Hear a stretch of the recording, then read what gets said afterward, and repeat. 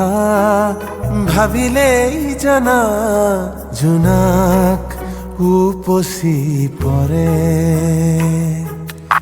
বুকুৰ সিপাৰে এহেজাৰ গোলাপে ৰঙা ৰঙা কলি মেলে ছায়া হৈ আহা এবাৰ কাষৰলে দি থকত নেলাগে আহিবলে সপোনত আহা হে